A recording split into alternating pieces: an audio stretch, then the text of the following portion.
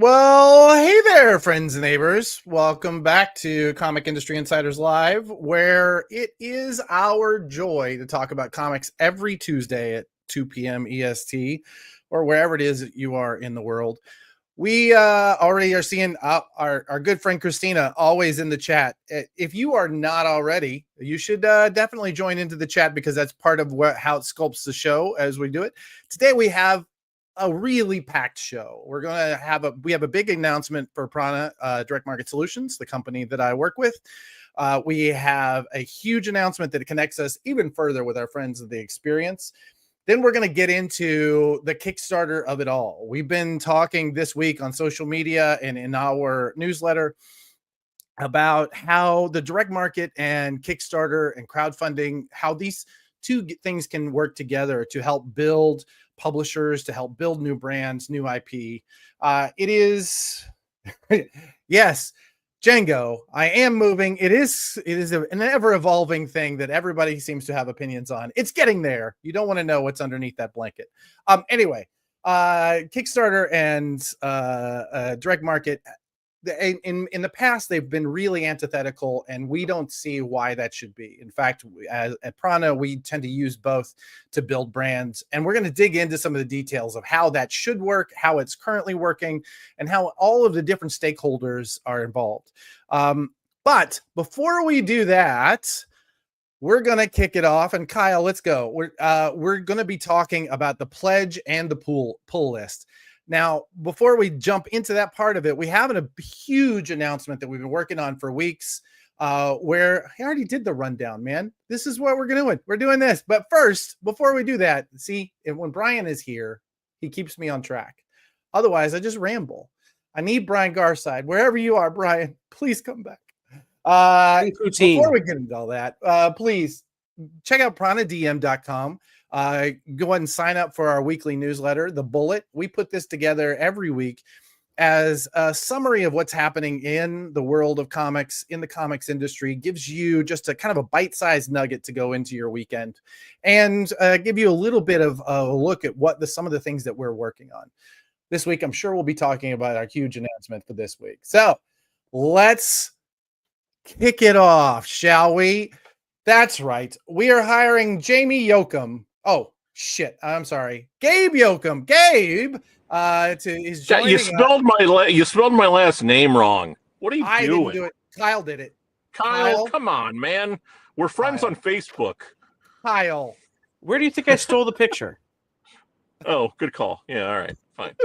you couldn't read the last name though. That's fine.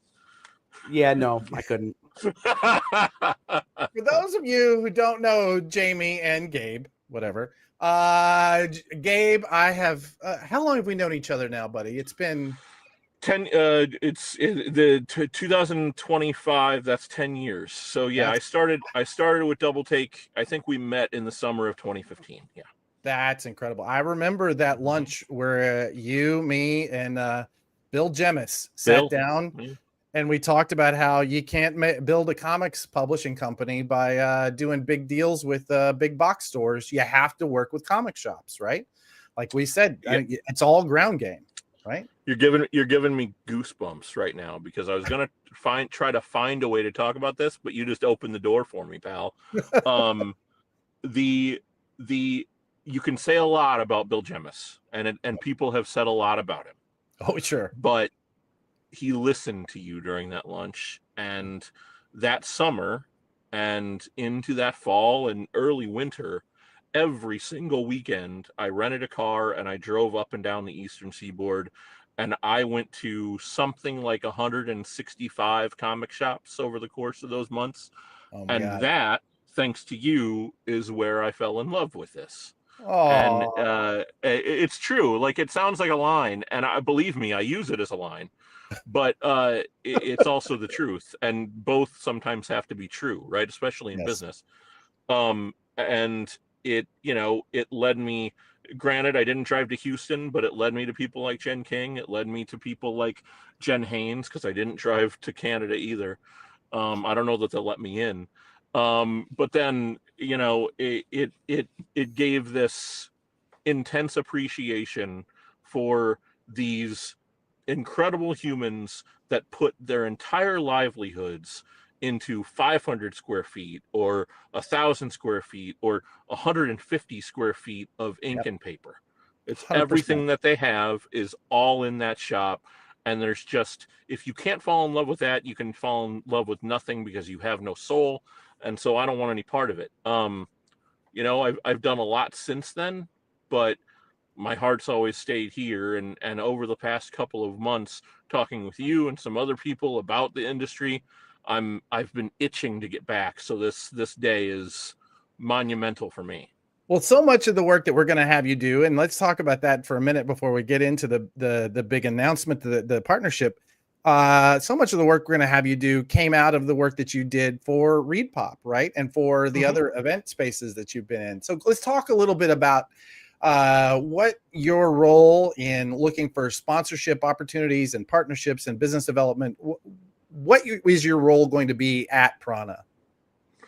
Well, I think first and foremost, it's talking to publishers and talking to those people that want to reach the and I hate using this word, so don't slap me around, and maybe I shouldn't, but want to reach the influencers in the space.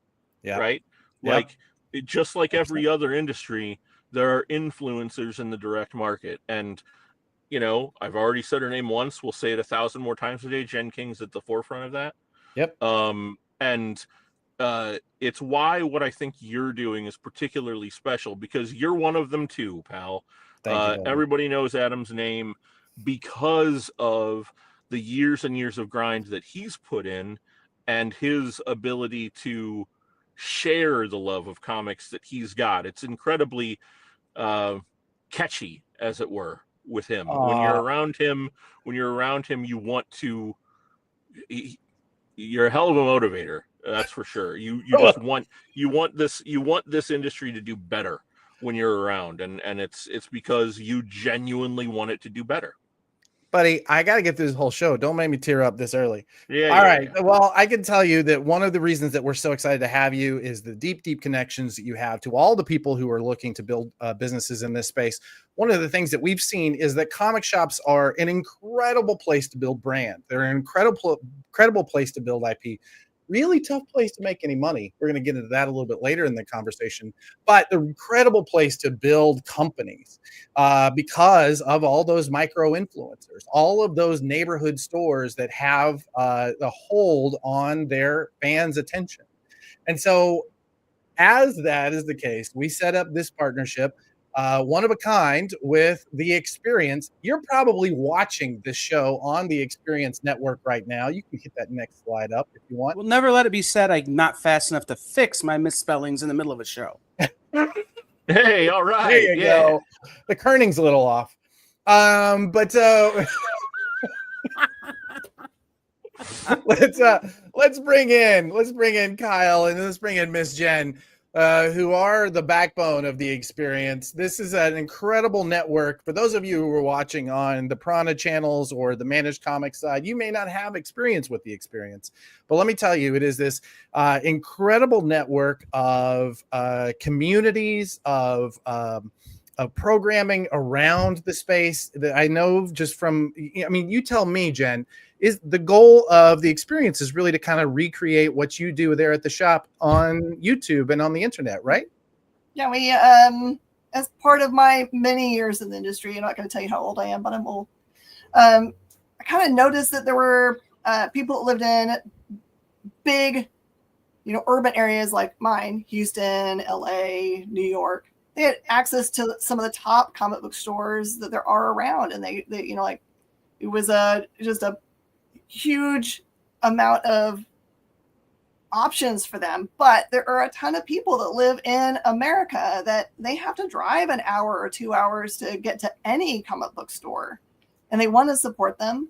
But for lack of any options, they don't know what to do. So I was like, we've had this dream for a long time. Like, how do we help people reach local comic shops, and how do we as local comic shops reach people that want to be reached?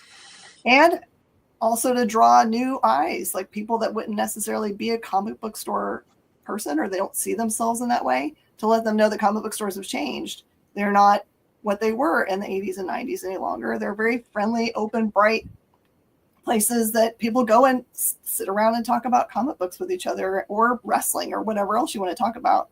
We're down for it. And create those pockets of community, right? Yeah. They really become that sort of oasis of community. And I love that you guys have tried so hard to create that oasis of community for live selling, for the programming that you do, including our show. Kyle, I know that you work at this 24/7. I know that I've talked to you working from your hospital bed. You above all have put so much time and effort into this experience that is the experience. Talk about what it means to people and why it's such a good place for marketing and sales and advertising dollars. Well, there's two stories that I kind of tell when I go to this, which is, first, we have a regular viewer named Lyle who lives in the Arctic Circle. Not kidding. He is a U.S. government contractor, lives in the Arctic Circle. He doesn't have a local comic shop because it's him and some dog sleds. But he comes to the experience and he can buy comics from great local comic shops from around the country. He can engage in the conversations you have in your local comic shop from the Arctic Circle. It's like 7 degrees there right now when it's 100 degrees where I'm at. Like, that's the beauty of this. But the reason it's great for everybody, the reason that I think it's open to a lot of partnership opportunities, is that there's such a diverse group of folks that have come together to make the experience happen and have come together to be the viewership of the experience. You know, we have Jen and Nancy McCann, who literally knows everybody. Ask her. She's met them all. Who's been in comics in every facet of the game. She worked for a distributor. She's been a retailer. She's been a retailer in rural Tennessee now. We have Rich Davis and Henri Compen, who are creators, and Rich Davis is also a retailer. You know, we have Nick from Dynamite and the Dynamic Forces guys, and they were doing this direct to consumer on the TV thing before anybody. That's true. So yeah, Nick was one of the first people to do. I think he was legitimately doing it back when the QVC was the only way you could sell books on TV, right? Yeah. I still have videos of him with a mullet with Scott Hanna that he says don't exist, but I've got them. We're going to run him out for something. Love it. At some point, we're going to shame him into coming on this show. We'll not use that. Yeah. But no, and then our viewers are so diverse as well. We've got people from 15 to 100 almost. Like, we've got people of all different abilities, all different exposures to the industry, people who like to come to shows like this, people who like to just come when we do fantasy casting. You know, they want to talk about who should be the new Captain America. Everything points back to the local comic shop and that experience you have in the local comic shop. But you can do it from your couch if you have to. I love that. We still want you to go to your local comic shop. Please do. Absolutely. And I know plenty of people, I've talked to plenty of people who are active at their local comic shops and active at the experience because they're not ready for the experience to be over when they leave their local. Gabe, talk really quickly. I know that you and I talked a lot about how our experience in running this magazine, ZCN, that is in comic shops everywhere. It is we circulate it through comic shops. There roughly 25,000 copies go out to fans every month. We do it for free. We gets it to the fans for free, and it really is run by advertising.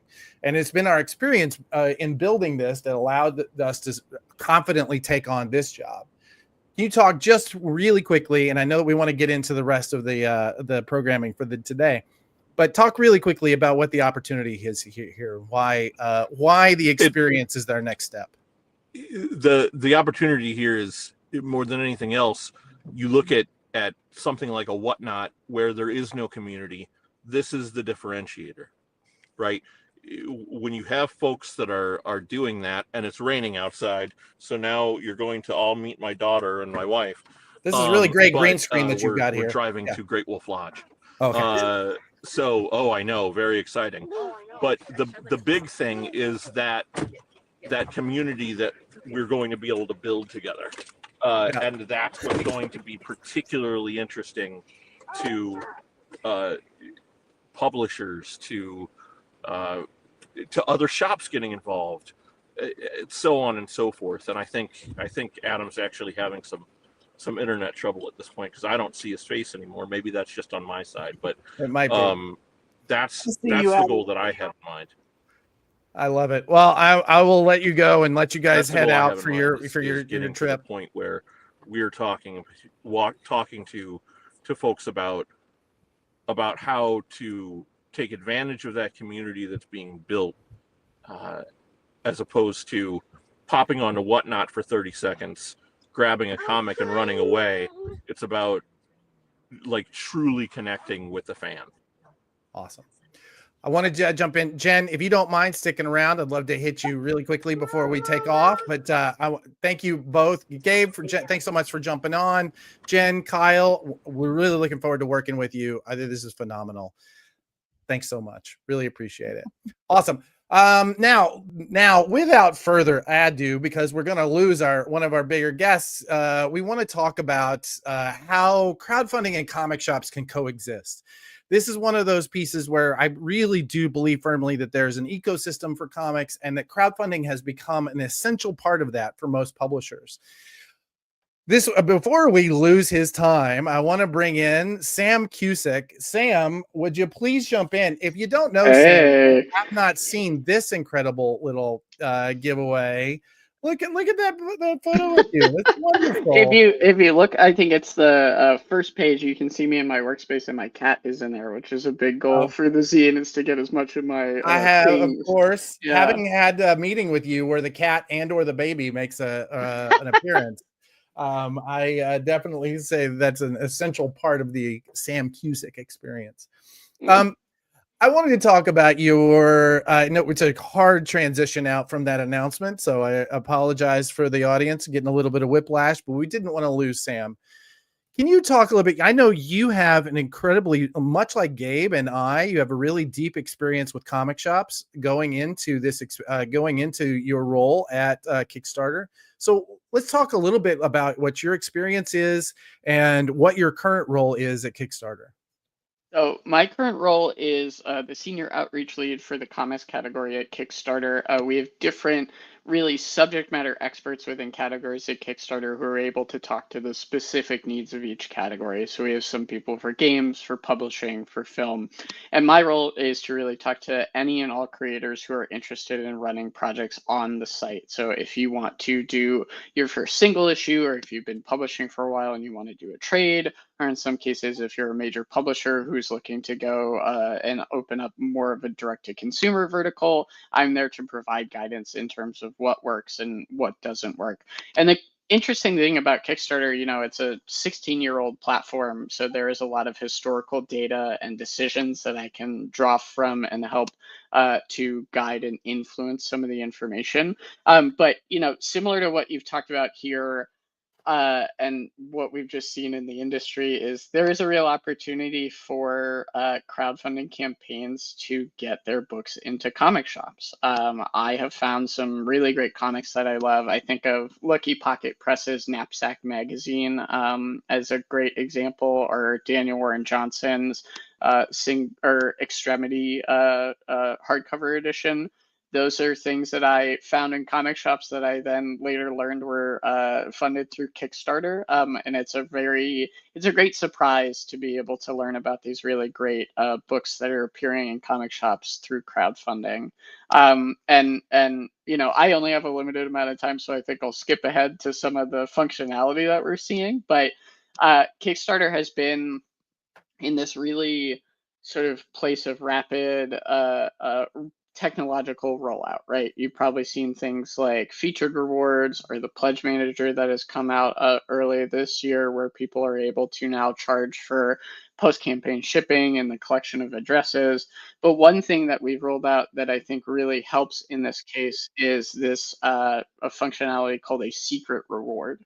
So if you're on Kickstarter, if you don't know crowdfunding at all, you are able to offer rewards to backers as a way for them to pledge towards your campaign, and they can get a certain amount of a book or a certain amount of things, price scaling depending on what that all is. A secret reward, those are all public for the most part. A secret reward is something that you can create that will be only accessible by a specific URL. And so if you wanted to create, say, a retailer tier through your Kickstarter campaign, you can create that via a secret reward and then reach out to retailers directly. In the past, retailer tiers have only really been on the site, publicly facing, and it's been difficult, I think, for some people to wrap their heads around because there's not a great way for us to verify who is and who isn't a retailer.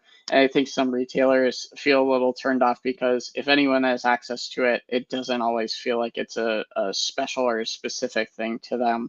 So a secret reward really allows you to speak more directly to your retailers, continue to, build those relationships, which I think for some independent creators, it's so vitally important. If you have a local shop you could go do a signing at down the street from you and continue to build community or a place you've already been, it's a great way to just talk to people directly. Sorry, I threw a lot at you, but I wanted to make sure I got all those important points out. I would love to. I know that we're actually in the process of, for clients, building 1, 2, 3 different Kickstarters. So I would love to hear more about those secret rewards, and also like maybe even do a write-up for our newsletter that goes out on Friday.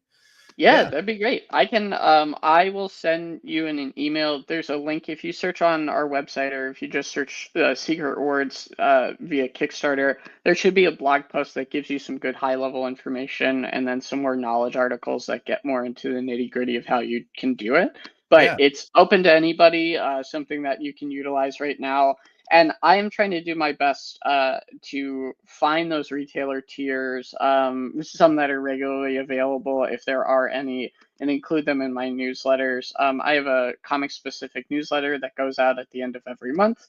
And if there are retailer tiers that I want to get people's eyes on, I've been trying to include those as well and have retailers sign up to that newsletter. So I'm definitely, there's such an opportunity to bridge the gap right now with so much uncertainty in the space, and to have people who frankly wouldn't be able to get into regular distribution spaces for a myriad of reasons, just like cut out the middleman and elevate their business and their creativity in a big way.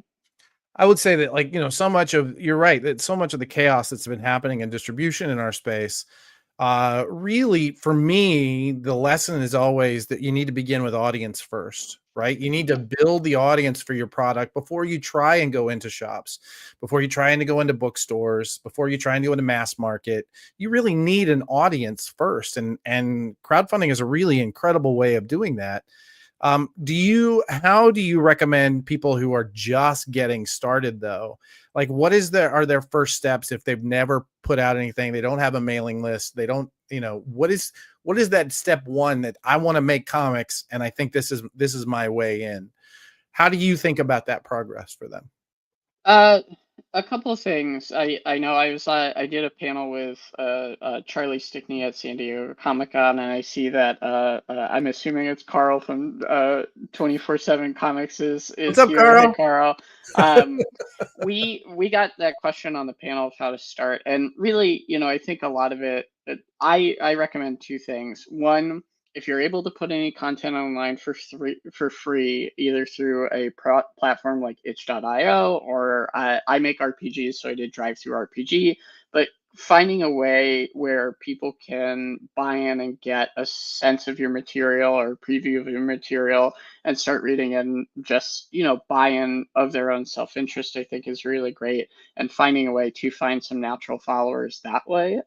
Give yourself time to let your work breathe and let people find it. And then for your initial crowdfunding campaign, I mean, I think the first start really is like asking your friends and family. I don't think they're going to come back for every subsequent campaign, but it's a great way for you to get started and to find some success with that, natural love and companionship and camaraderie you have in your life. And then lastly, I encourage people to do this, and I encourage those more seasoned creators to do this as well. Like, reach out to other creators that you feel like your work vibes with or that you admire. See if they're willing to offer or spend some time with you, 30 minutes to an hour of just talking about here's what I'm trying to do. What have your experiences been? Obviously, don't ask for the moon, or don't over ask and be like, hey, you're my buddy now, you're my teacher. Like, be respectful of people's time, but it never hurts to ask. The worst that somebody can say is no, or they could say, I can't do this for you, but I could put you in touch with this person. So much of the community is being proactive and letting people, or so much of getting into community is being proactive and letting people know what you need and putting it out into the world, rather than waiting for somebody to come find you. You may be sitting on a really great comic, but nobody's going to know about your stuff until you put it out into the world, I love that. And I love that idea of, beginning with generosity. Like, here's this thing I made. I made this. What do you think? Right.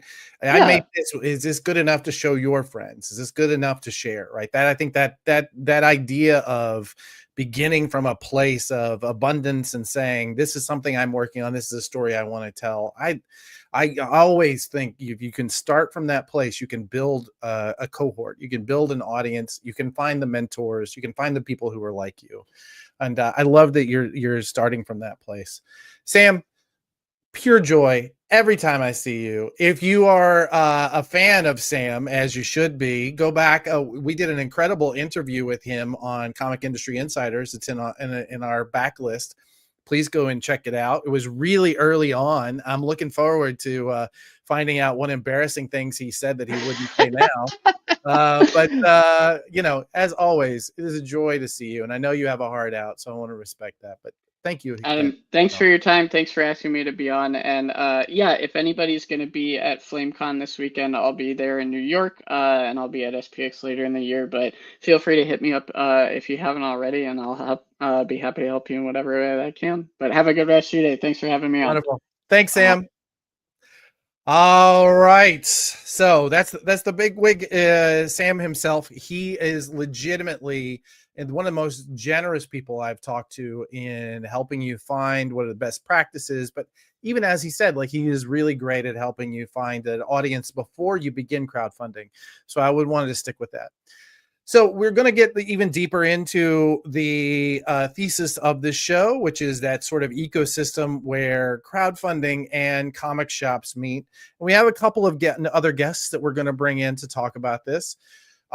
Charlie Stickney is one of, of the people that I've met. I first met Charlie when he was in just kind of traditional comics publishing that's going into comic shops.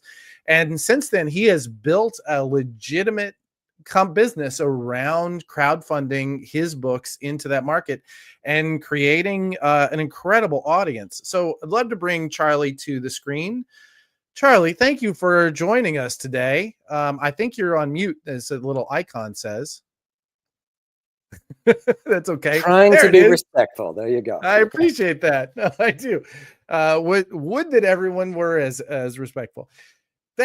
So talk to us about this. Where did you, when you first began the idea of, I'm going to begin crowdfunding, did you have much of an audience? Because at this point, like, first I want you to talk about what is the White Ash comics?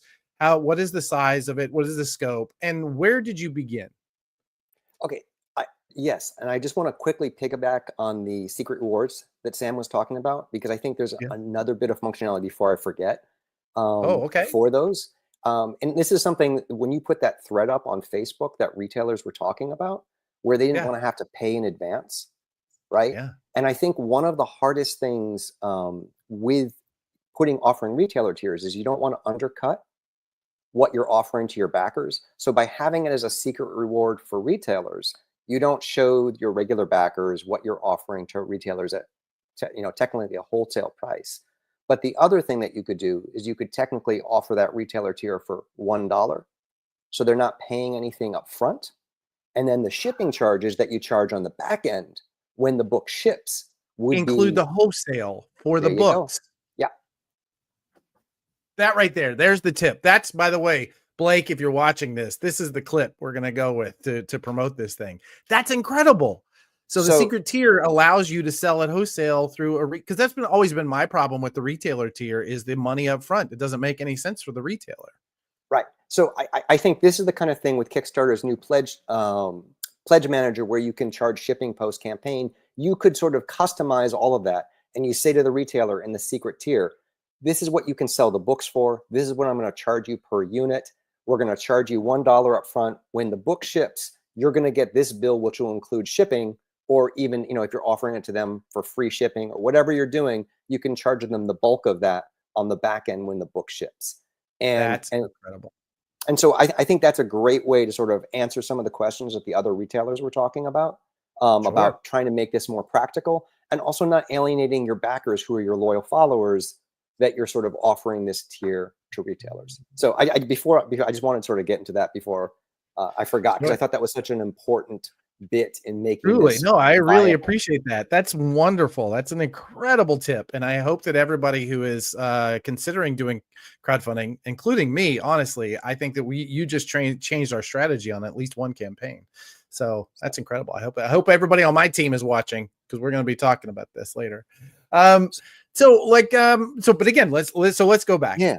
Charlie Stickney, you're coming out of publishing. When I first met you, we don't need to dig too deep into the secret origin of Charlie Stickney, but I'm curious to know about where you were when you started White Ash and where it is now.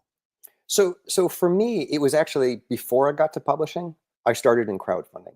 And that was mostly because I was looking at the numbers in the direct marketplace when you could sort of get an estimate. And I saw the numbers that creator-owned series were doing. And I knew I wanted to build something that was sustainable long-term. And I didn't think, the odds were really good I was going to be able to do that as a new creator in the direct marketplace. And that's not, any shade on the direct marketplace, because it's just so hard for them to market a creator they've never heard of before. True. Right. Yeah.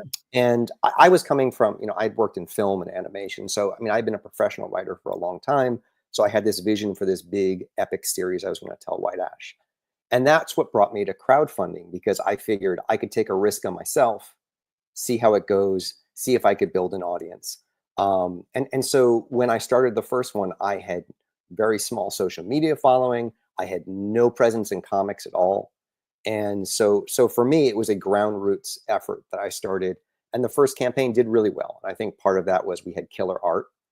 Connor Hughes, who is my partner, has gone on. He's working with Kirkman now. He's great. He's the artist on Void Rivals right now. So he's wonderful, and I think that really helped us sort of at the very beginning. But I built it for a little while. I was picked up by a publisher. I ended up becoming co-publisher of that company that I was at for a little while, and then eventually I kind of realized that both being at that publisher and also the direct market was not really a fit at that time, because I think it's really hard for direct market stores to be able to market books from creators they don't know and IP they don't know in numbers that can sustain a series. So that kind of brought me back to crowdfunding. And here, we are one of the largest independent brands on the Kickstarter platform. Our campaigns range from anywhere from 1,000 to 1,800 backers per single issue of a book, which is really great when you're not G.I. Joe. Yeah, that's incredible. That's a fantastic. Most of the successful campaigns I see are in the successful ones are in the 300 to 500 range. The fact that you're hitting 4 digits just on the backers is incredible. Yeah. Yeah. And that's where I've always concentrated, sort of building my backer base versus building, how much money can we make? So because long-term, it's the people who support you. So, for me at this point, we have a very sustainable business model. We do really well on the Kickstarter platform. So I'm looking for ways to partner both with retailers in ways that make sense to bring our books back, because there is some, at least a small fan base still in comic book shops for the material.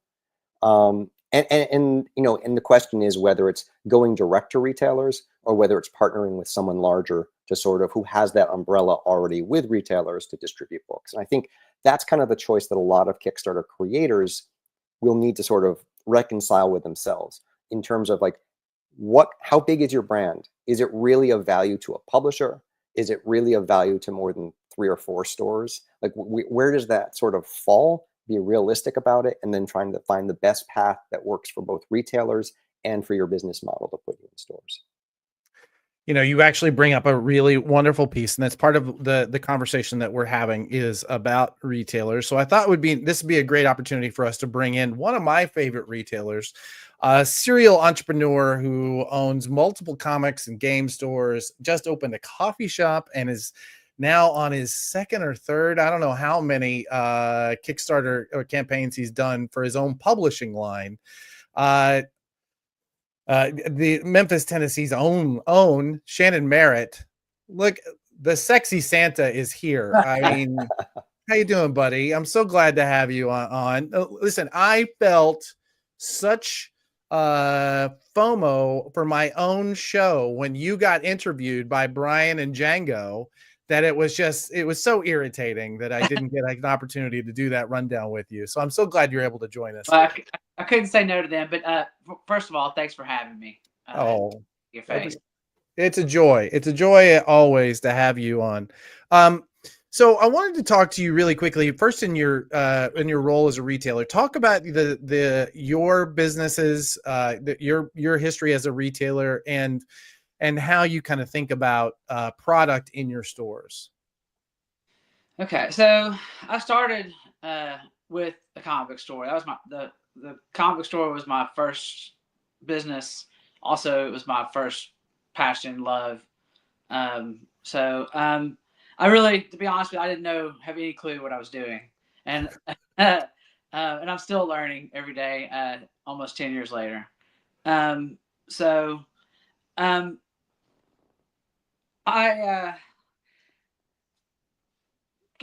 me the question again, Adam. That's all right.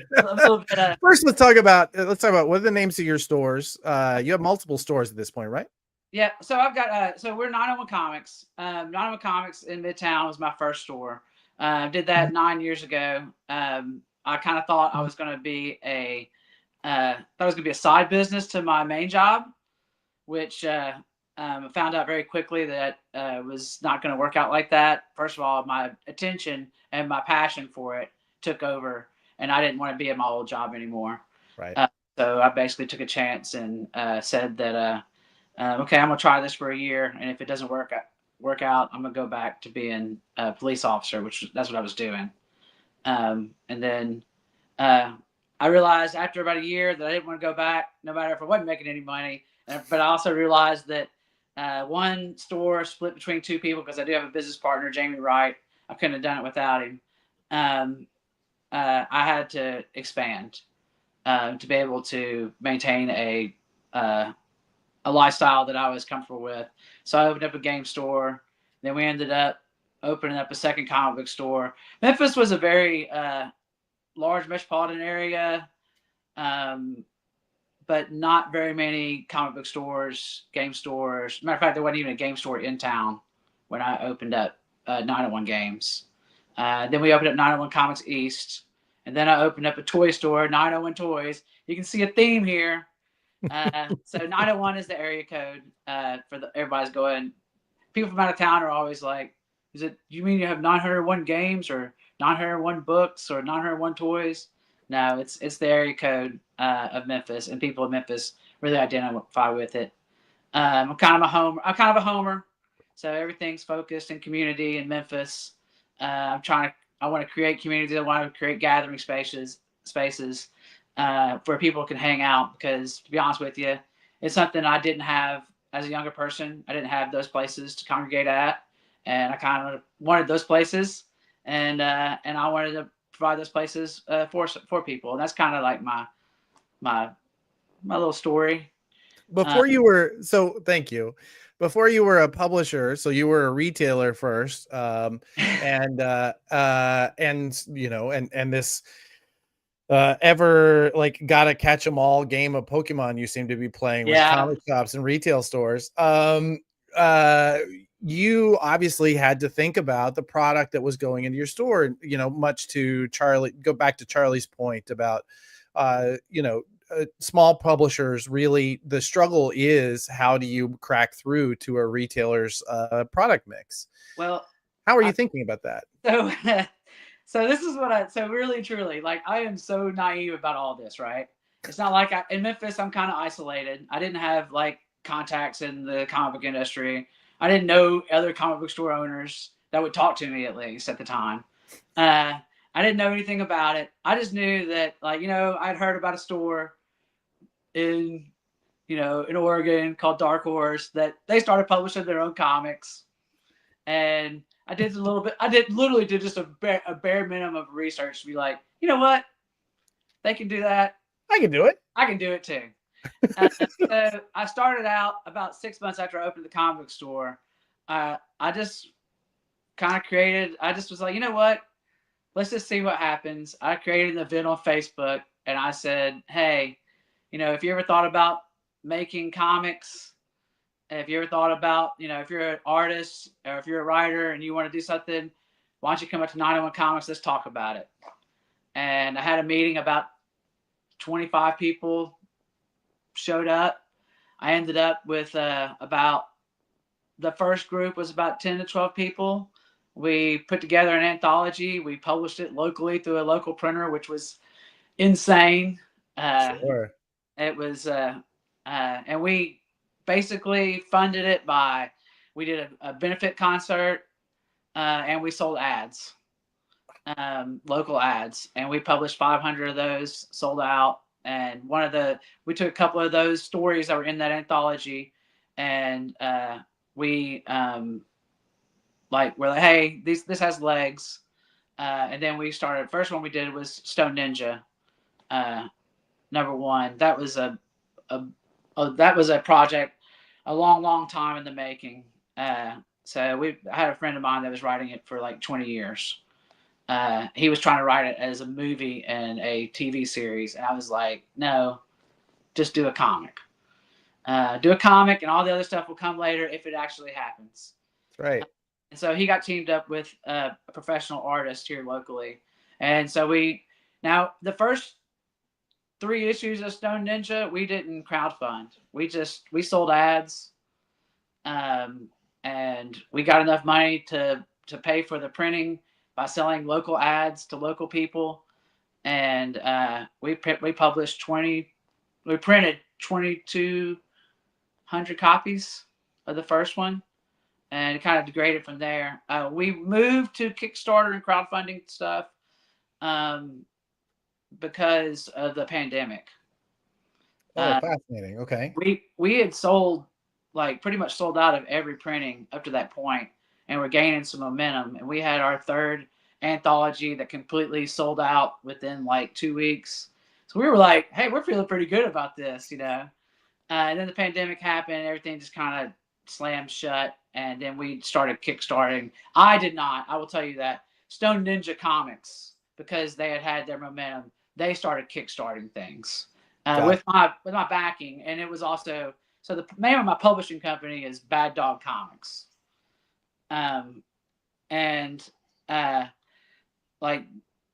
It's done. It's all just local stuff.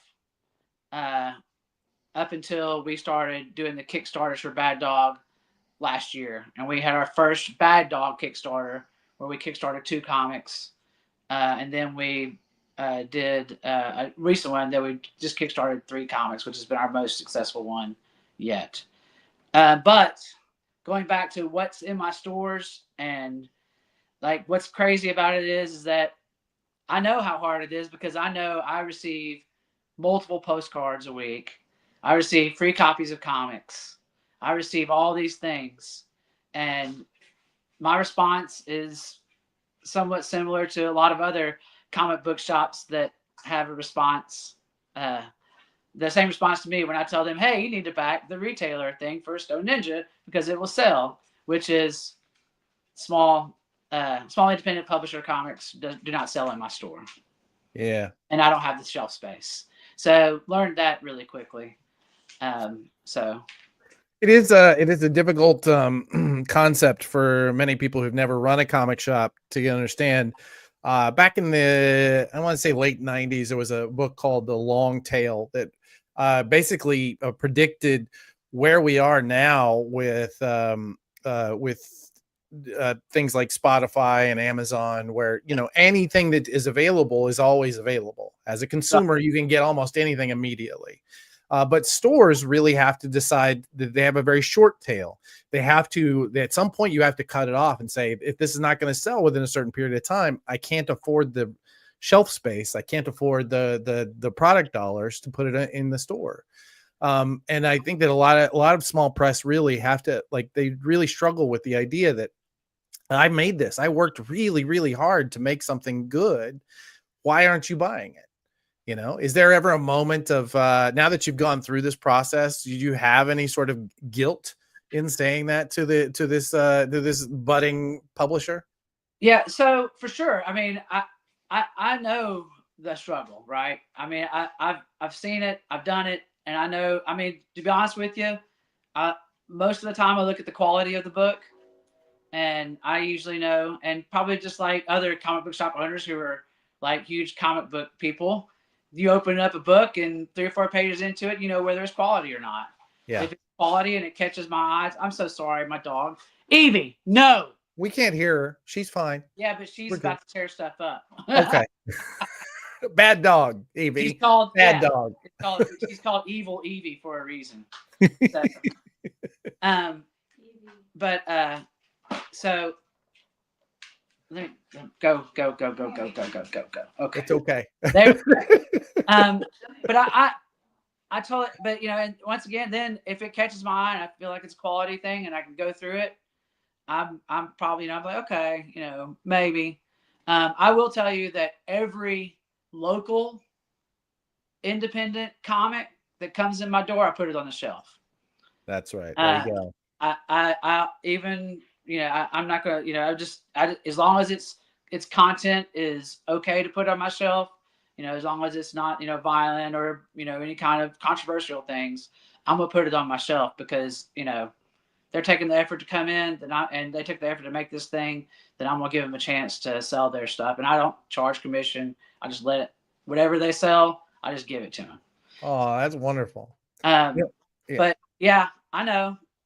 I feel bad. There's some people out there that do some stuff, and I put their stuff on my shelf and never sold a single issue, and they keep hitting me up, and I'm like, man, I can't afford to yeah, I feel that. You know, the thing that I love most about what you said, and it echoes something that Charlie said, and I'd like to talk to you a bit more about that, is both of you you talk about starting from a place of community, right? Shannon, for you, it was about time and place. It was about, are you a comics creator here in Memphis? Can we do an anthology? Charlie, you talked a lot about community, about, you know, bringing in your friends and your family at the beginning. How does that sort of that community, how does that carry you through now? How are you, Charlie, how are you encouraging, actually for both of you, how are you encouraging those who have jumped into your story to stick around? What sort of interaction do you have with that fan base? Start with Charlie. Well, for me, thankfully, the Kickstarter platform gives you a lot of opportunities to have direct communication with your backers. And so I do a lot with updates. Often I have a newsletter that goes out that people can sign up for. And I have a lot of return backers. They're very loyal to the universe. They're very loyal to what I'm building. And so for me, it's something I can count on. I think also when it comes to, you know, again, because I think part of this is about putting Kickstarter books in stores. I think if you're doing that, you know, you as a creator also have a responsibility to try to find a way to, you know, motivate that fan base to also go get things in shops, right? And so it's finding ways to either create something unique for the stores or finding ways that you can, you know, get people excited who are already your fans to buy either the book again, a slightly different version of the book, or at least check out their local stores. Maybe it's at a different price point. They can only afford the digital on Kickstarter, but maybe they can afford the cheaper version that you're offering through the shops. So for me, I think it's both making sure that you're in contact, making sure you deliver on what you promise in a timely fashion, or at least communicating with them, and maintaining the quality, and then being able to sort of take that loyalty and use it in different marketplaces. What about you, Shannon? Talk about how you are now that Bad Dog has started this this sort of Memphis revolution of publishing. Talk about what the role of that community has in continuing to build that. So we obviously have a very strong local core of followers for Stone Ninja and some of our other publications now. We have a built-in base locally in Memphis that once we know that we do the Kickstarter, that we just know that certain people are going to back it. And that's our main goal, is to get those Kickstarter things fulfilled, get reach that goal, and then with that extra money, pay our artists and writers, and then we publish the rest, and then we print up as many copies as we can, and then we put them on our shelves at our stores, and then I drive everywhere I go. I carry stacks of comics, and I just every comic book store I see that'll let me drop off a few copies. If they don't want to buy them, I'm just like, hey, just put it on your shelf, it'll sell. I hope that answers your question. It does actually, and you do inspire another question, because I know the answer to it. Some of the craziest places you've sold Stone Ninja. Craziest places I've sold Stone Ninja, man. We've been set up in breweries, dispensaries, head shops. We try to find everything that we can. We have rolling papers that we sell at convenience stores. We haven't printed any of those up in a long time. We're just, it's just an eye-catching thing, right? If you're into, cannabis culture and you see Stone Ninja and it's a dude we always say it's more about chopping up baddies than smoking fatties. That's kind of one of our catch lines. We have a sales pitch that we tell people, like, hey, if you hear somebody laugh and they go, Stone Ninja, these are the 2 lines you say, and they will buy every copy that's on your shelf. And it happens all the time. What are the 2 lines? We kind of have a marketing plan.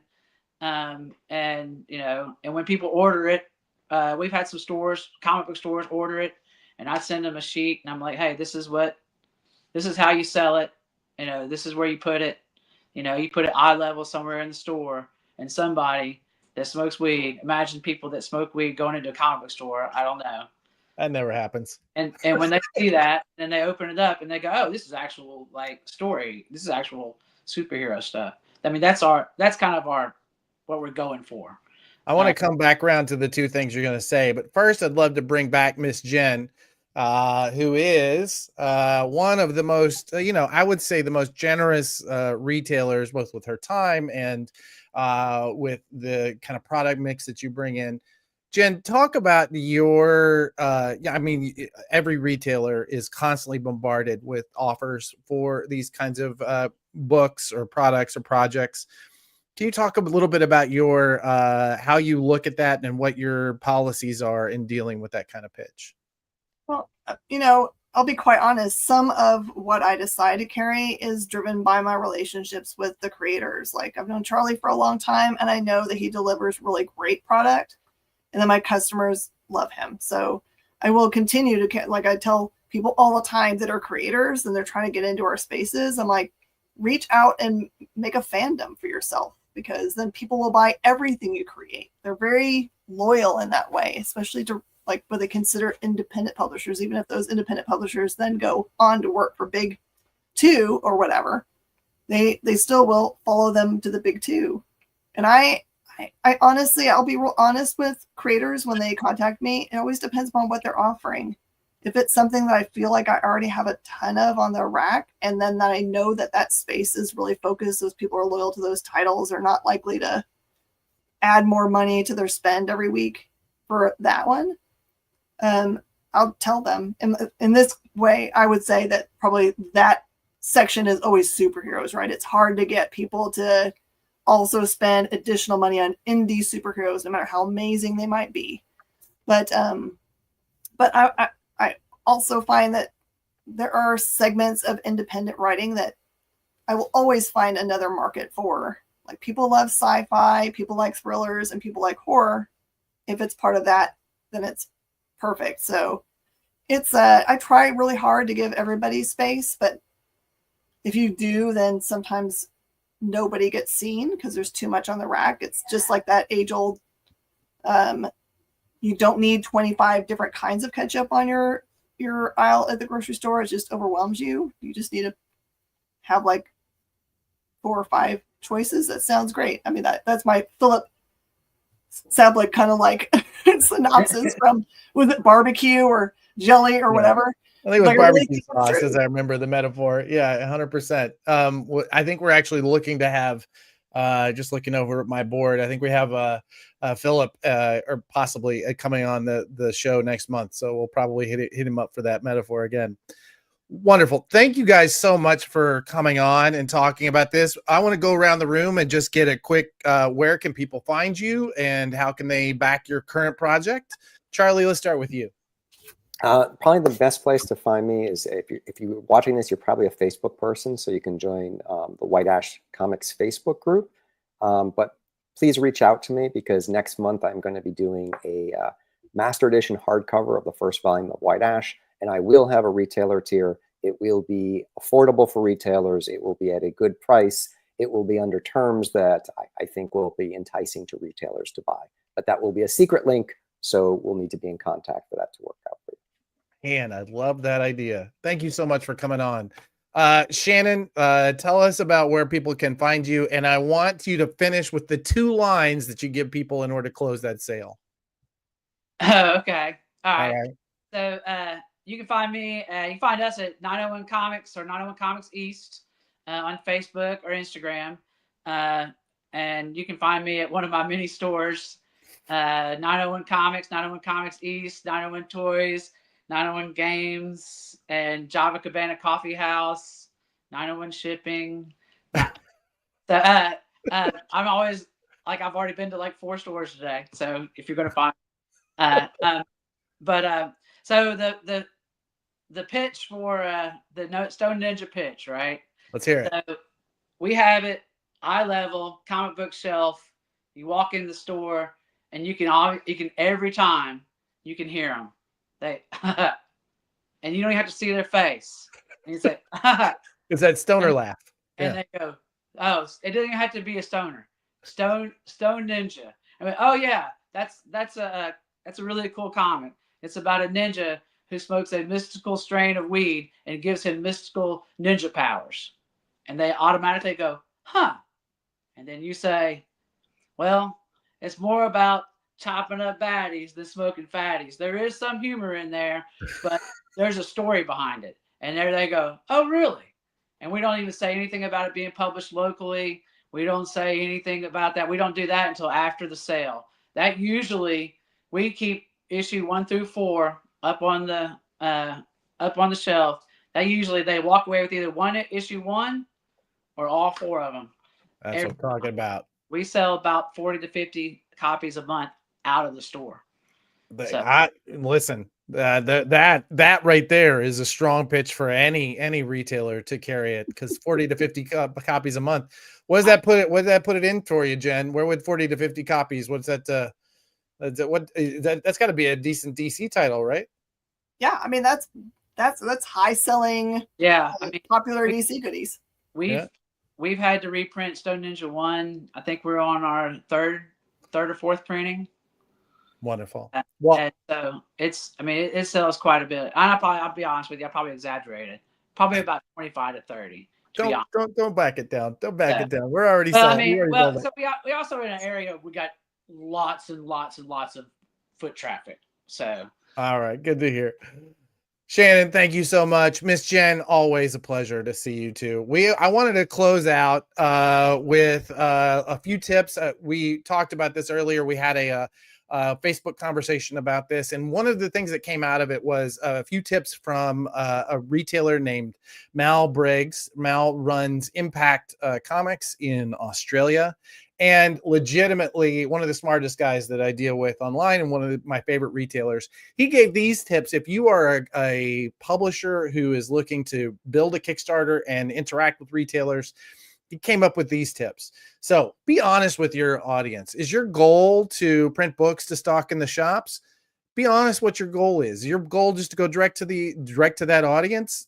That's fine too. Just be upfront with everybody. But structure your rewards with that goal in mind. So if your cheaper digital tiers are going to appease the mom and dad supporters that Charlie's talked about earlier, are you using over-the-top tiers? I always recommend this. Anytime you have an experience tier or something that gets people talking, you make sure that those and the exclusive variants are there to appease the super fans, because that's who you really want on board. And a great way to increase the bottom line of that campaign. And the basic standard mid-tier rewards are really what the comic shops are going to be looking for. They're not going to be looking for the hardcovers. They're not going to do a good job with that. They really just want that how do they show your product to their audience? Can we go to the next? I have control. Then, duplicate your marketing strategy. Do everything that you did to promote your campaign when you have product in the store. Make sure that you are giving just as much energy to selling the copies that are in Jen's store that you did to selling your Kickstarter campaign. Because as we said, a successful Kickstarter campaign will get you 300 to 1,000 people. What you want are thousands of people buying these things, and you're not going to get there without the store. So you need to make sure that you're duplicating that energy, putting the energy into promoting, and make sure that you plan your inventory accordingly. Make sure that you are pricing competitively for beyond the shelves. You could and should do two different versions, a version for your campaign and then a version that's going into the direct market shops. If there are some assets that you're putting into the store, we do for our client Recca Publishing, we do The Future Is, and there are the CTF challenges. There are different CTF challenges for the Kickstarters than there are in the stores. So think about what is it going to pull people into the stores, maybe even to double dip. Offer escalating discounts and larger bundles for stores. If they are really getting into it, if they're selling 10, 20, 100 copies, make sure that they are, getting free shipping. Make sure that they're getting a better discount. All of those things that you need to be thinking about in order to grow your brand in the stores will allow you to begin to ratchet that up. I have two quick client announcements that are kind of indicated to this. Retailers, we have a book that was originally offered in a Kickstarter. Tyler Main and his partner, Renee Gerlings, did The Last Spartan, Red Tape. Came out, very successful Kickstarter. We're soliciting it now through Lunar distribution. If you're a fan, please go to your shop and say, I want to pre-order this book. The Last Spartan is a story about Tyler's character coming out of retirement as he was an MP, much like our friend Shannon after his career in law enforcement, then is saving people from human trafficking rings. It's an incredible adventure story. It was written, the creative team is incredible. And if I hadn't been talking for an hour straight, I'd probably be able to recite them. I'm feeling really bad. Blake and Megan, feel free to put it into the chat. And next, just real quick, Adam, I backed this project when it was on Kickstarter. It was one of my favorite Kickstarters I backed when it came out. It's a great action adventure. I can't wait to see the movie starring Tyler Main. Absolutely. And hopefully he wears the mutton chops from when he was Sabretooth, because this book is great. That's right. And finally, right now, we are just beginning a pre-launch campaign for the Book of Jusko. This is Joe Jusko, the incredible fantasy artist that did those fantastic Marvel Masterworks cards back in the day, and all of your favorite fantasy covers. He's also done incredible comics work. Joe Jusko, finally, we're getting a full retrospective of his entire career. There are pieces you've never seen before. We've got some really cool pieces that are going to be on an entry level, so anybody can get involved in this campaign. This is coming out from Joe Pruitt and Desperado Books. That QR code will take you to it, and we'll make sure that in the comments we also give you a link to the pre-launch page. So make sure that you sign up for that so that you'll know when the pre-launch goes live. And that's it. We're well over time. I got to jump out of here. Please, if you are interested in this, thank you, Blake, Christopher Priest, and Tyler Main. Can't believe I couldn't remember those names.